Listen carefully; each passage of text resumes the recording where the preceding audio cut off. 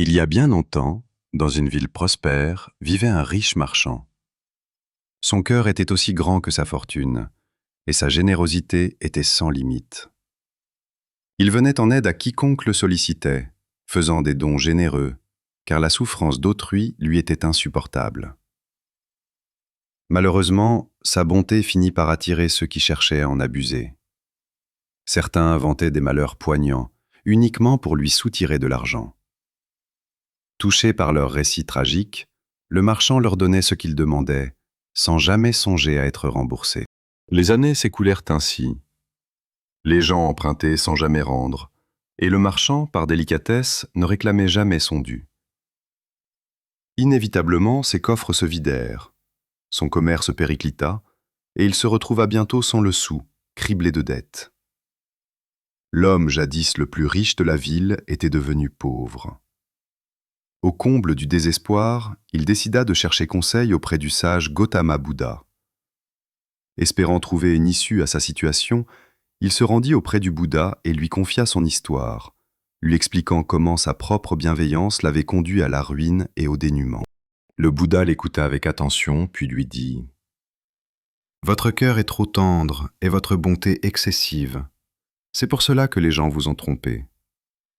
La gentillesse est une vertu, mais sans la sagesse pour la guider, elle peut devenir un poison. Il est juste d'aider son prochain, mais jamais au détriment de son propre équilibre. » Le marchand demanda désemparé « Dois-je donc devenir méchant? Renoncer à ma nature bienveillante ?»« Non, » répondit le Bouddha. « Ne cessez pas d'être bon, mais apprenez à vous respecter vous-même. Sachez reconnaître vos limites et osez dire non lorsque c'est nécessaire. Aidez les gens, mais d'une manière qui ne vous nuit pas. » Pour mieux illustrer son propos, le Bouddha lui raconta une histoire. Il était une fois une brebis qui avait un jeune agneau. Elle l'aimait plus que tout et le couvrait de toutes les attentions, ne lui refusant jamais rien. Mais l'agneau devint capricieux et n'écoutait plus les conseils de sa mère. Un jour, il s'aventura dans la jungle. Fasciné par la beauté des lieux, il y retourna chaque jour, mangeant les feuilles tendres et arrachant les jeunes pousses par simple jeu. Sa mère le mit en garde. « Ne va pas là-bas, la forêt abrite des animaux sauvages. » Mais l'agneau, dans son arrogance, ignora ces avertissements. Un jour, alors qu'il s'amusait à saccager la végétation, un lion apparut. Ce lion était cependant d'un naturel clément et ne souhaitait aucun mal aux créatures plus faibles. Il l'observa en silence, pensant que sa simple présence suffirait à faire fuir l'agneau. Mais celui-ci ne lui prêta aucune attention. Le lion s'adressa alors à lui avec douceur. « Ne détruis pas la nature. Contente-toi de manger ce dont tu as besoin. Un enfant sage ne cause pas de tort inutilement. » Mais l'agneau lui répondit avec insolence. « Je fais ce qui me plaît, personne ne peut m'en empêcher. » Le lion fut stupéfait par tant d'effronterie, mais se retint encore de le châtier. Caché dans les buissons, un renard rusé avait assisté à toute la scène. Il ne pouvait tolérer un tel manque de respect envers le roi de la jungle. Le renard s'approcha du lion et lui dit « Majesté, vous êtes puissant et bon, mais si votre bonté n'inspire plus aucune crainte, personne ne respectera plus les règles. Un souverain doit savoir allier la clémence à la fermeté. » Le lion reconnut la sagesse de ces paroles et demanda au renard de l'aider. Le renard bondit alors sur l'agneau, le clouant au sol et lui faisant sentir le poids de sa faute.